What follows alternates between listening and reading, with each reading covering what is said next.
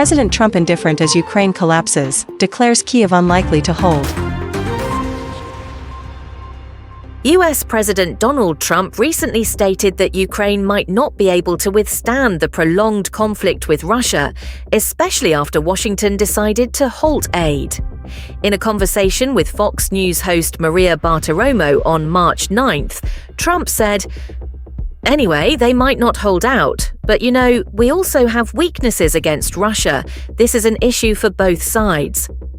The decision to suspend aid came just days after a tense meeting between President Trump and Ukrainian President Volodymyr Zelensky at the White House.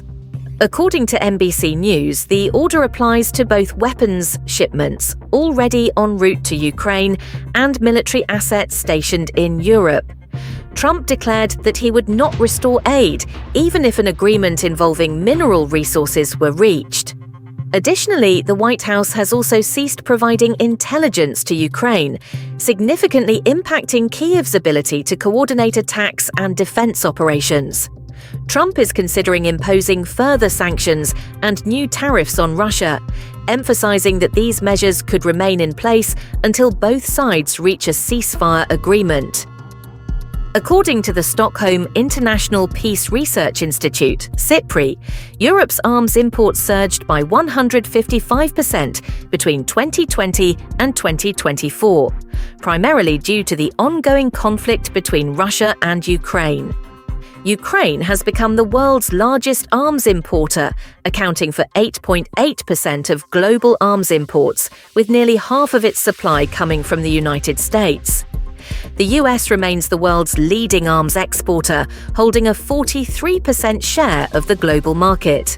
Some experts believe that President Trump aims to secure a peace deal favorable to Russia in order to establish a stable relationship between the two superpowers.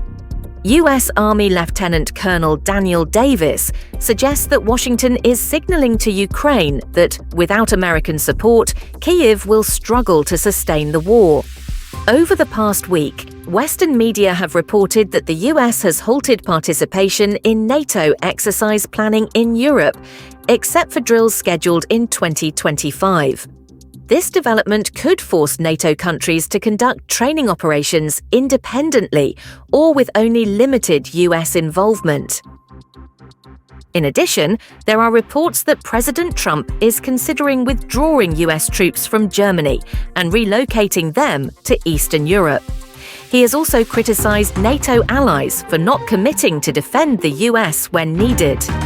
These moves have raised concerns about the direction of US foreign policy under Trump.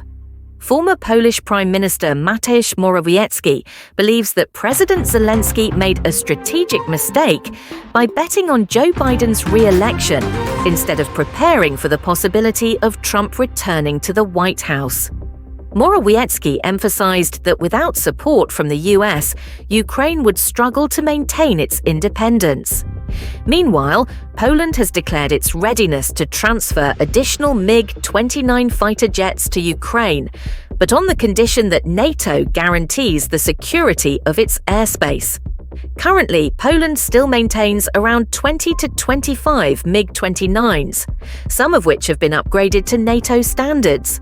These aircraft are gradually being replaced with more modern models, such as South Korea's FA-50 and the US F-35. These developments show that the situation in 2018 is not the same as it was in 2007.